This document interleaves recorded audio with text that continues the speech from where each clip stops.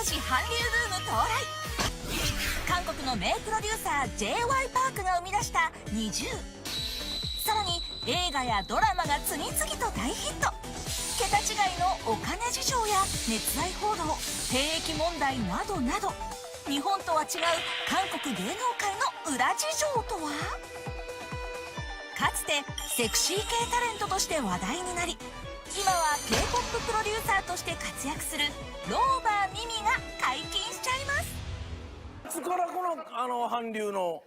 でももうローバーミミで上がって落ちた後は、はいもうすぐ韓国に留学に行ってそうなの？で仕事に入って皆さんとご一緒してちょっと喋る。なるほど。なので今日はちょっと詳しく今なんかほんならすごい忙しいじゃないですか。ねえ、まさにうちら子供の世代は中学生ですけど、はいやっぱりもう韓流だらけです。もう20とかね。あと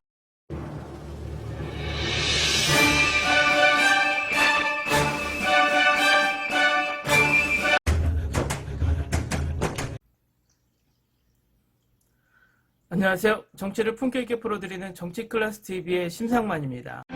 오늘은 2020년이 끝나가면서 세계적으로 그 해의 이슈를 정리하고 있는 가운데 일본이 2020년 한 해 이슈를 정리하면서 놀라운 통계들이 나오고 있는데 그 몇 개의 통계를 살펴보면서 그렇게 한류는 과장되어 있다, 또 조작이다라며 우기는 그들의 자체 통계들은 한류의 지표를 어떻게 보고 있는지 확인해 드리겠습니다. 올해는 팬데믹 상황에서 한류는 가장 히트 상품이었고, 세계 곳곳에서 어려운 상황 속에서도 K-팝과 K-드라마로 위안을 받았다는 해외 한류 팬들이 증언이 쏟아지고 있습니다. 이 와중에 우리의 옆집은 한류가 유행하는 가운데 한류에 대한 엄청난 분석들이 나왔고, 그 결론은 모두 하나 같았습니다.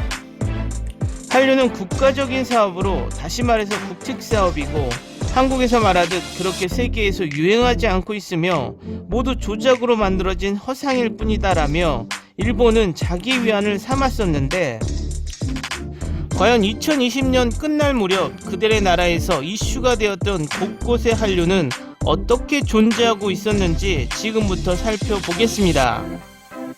먼저 일본에서 한 해 동안 한국에서는 노래방, 일본에서는 가라오케라 불리는 곳에서 가장 많이 불리워졌던 곡은 어떤 곡이었는지 살펴보겠습니다. 일본 가라오케 연간 랭킹 K-팝 1위는 트와이스의 Feel Special.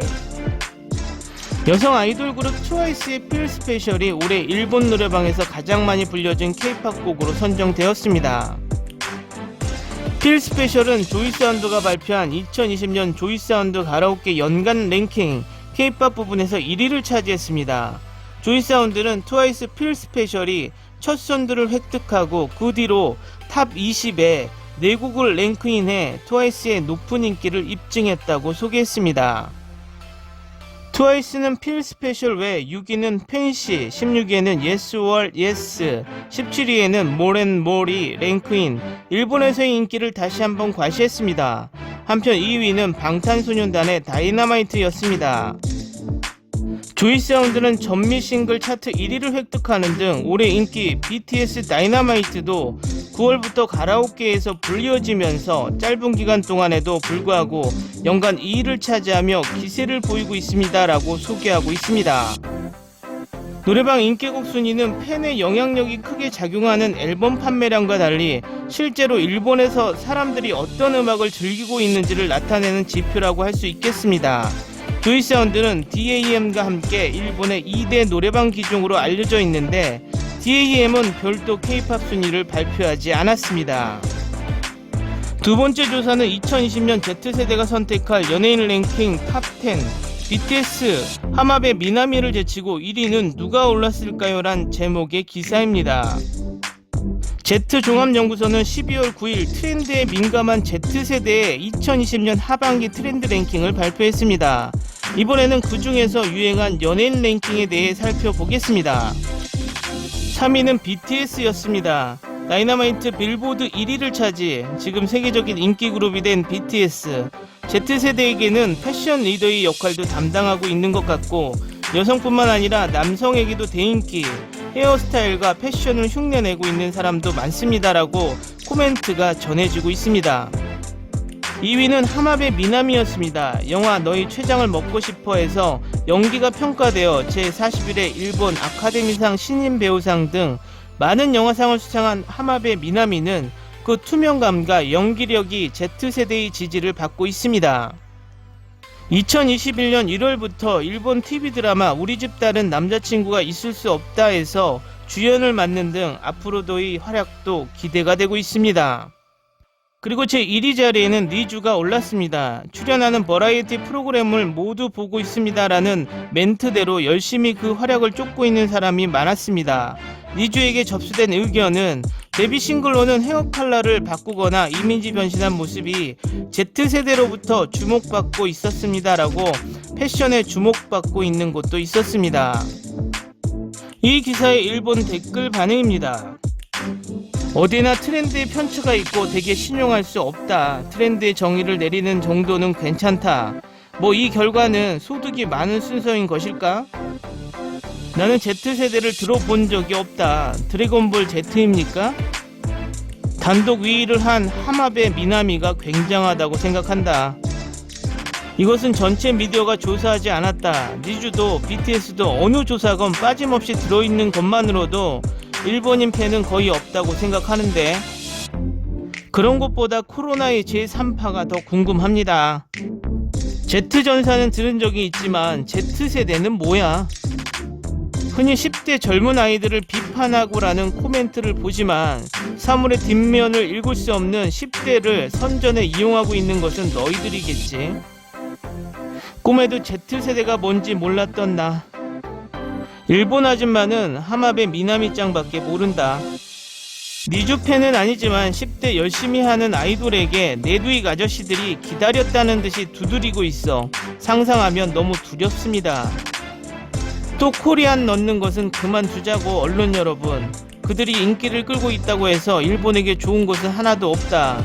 우리들이 하지 않으면 안 되는 것은 이런 놈들을 때려 부수는 것. 일본에 있어서 플러스가 되는 것에 집중하자. 좋아하는 팬도 설문조사해보면 좋겠다. 어떤 프로그램처럼 1위는 김치찌개가 되기 때문. 적어도 1위는 아리아나 그란데 정도 해두는 것이 맞는 것 아냐? 둘러싸인 하마베 미나미는 어쩐지 불쌍하다. 일본인들의 댓글을 보면 그렇게 분속을 좋아하는 민족이 본인 나라에서 한국과 관련되어 나온 조사 결과는 절대적인 부정을 하고 봅니다.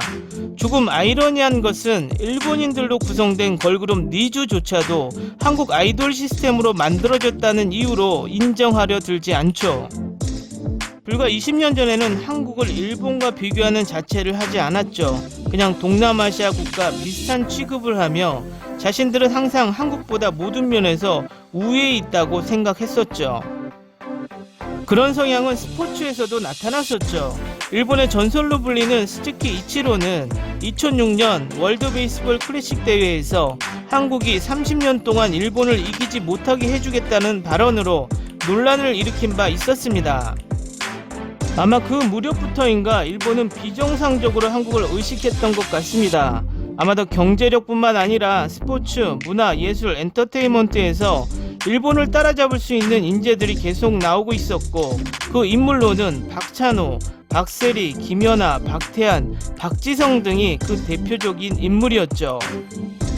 또 한참 한국의 보이그룹과 걸그룹 등이 일본의 문을 두드리며 활동하기 시작하며 소녀시대, 2PM, 카라, 동방신기 등이 일본에서 이름을 날렸고 일본인들이 자신들의 연예인들과 피 자체가 다르다는 걸 느끼기 시작했지만 그 당시에는 그저 잘한다고 박수만 치고 바라만 봤었죠. 그때까지만 해도 일본은 한국이 딱 거기까지만이라고 착각을 했었던 거죠. 경제도, 문화도, 엔터도 아무리 한국이 잘해봤자 아시아에선 일본을 넘을 수 없다는 근거 없는 자신감으로 충만했었죠. 하지만 몇 년 전부터 한국은 아시아를 뛰어넘어 세계의 문을 두드리기 시작해서 한류가 퍼져나가고 스포츠에선 손흥민 선수가 등장하고 연예계에선 수많은 세계적 스타들이 나오게 되죠. 그 대표적인 그룹이 BTS와 블랙핑크입니다. 또 영화계에서는 봉준호 감독이 아시아 최초로 아카데미상을 휩쓸었습니다. 일본은 그렇게 아시아를 벗어나 서양 유럽의 국가들과 나란히 하겠다는 기조를 80년대 잠깐 버블 경제 직전에 경제적인 면에서 맛을 봤지만 지금의 대한민국처럼 문화, 예술, 스포츠에서 누리지 못했죠. 결국 일본이 그렇게 주장해오던 타라이꾸는 한국이 먼저 가까워졌다는 것입니다. 그런 면에서 현재 일본은 이 상황을 직시하지 못하고 부정만 하고 있는 상황인 것이죠. 그런데 이런 일본의 속내가 중국이 끼게 되면 들통이 납니다. 이건 일본의 커뮤니티에 중국을 비하하면서 올린 글인데 보실까요? 중국이 아무리 발버둥 쳐도 한국과 일본의 상대가 안 되는 이유. 한국 태권도와 일본 유도는 아시아 무술 유일 올림픽 공식 종목, 중국 쿵푸는 올림픽 공식 종목이 될 가능성이 전혀 없으며 아시안게임에서 태국과 아웅다웅하고 있다. 한국과 일본은 미술계 올림픽이라 부르는 아시아 유일 베니스 비엔날레 용속 국가 간 보유국, 중국 비상설국으로 국가 간 없다. 중국의 미술대학 출신들이 가장 좌절하는 부분, 미술, 음악, 무용, 스포츠, 문화 영향력, 중국은 어느 부분도 한국과 일본의 상대조차 되지 않는다.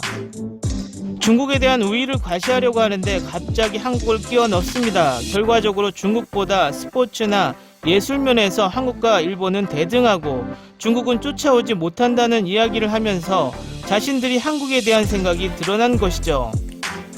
어쨌든 일본에서의 한류는 이젠 자신들도 모르는 사이에 완전히 자리 잡아 버려서 한류를 좋아하는 Z세대가 일본의 주축이 될 즈음에는 어떤 한일 관계가 될지 지켜보는 재미가 있을 것 같습니다. 오늘은 여기까지 하겠습니다. 오늘도 강화된 사회적 거리두기 꼭 실천합시다. 여러분의 구독과 좋아요는 저에게 큰 힘이 됩니다. 항상 시청해 주셔서 고맙습니다.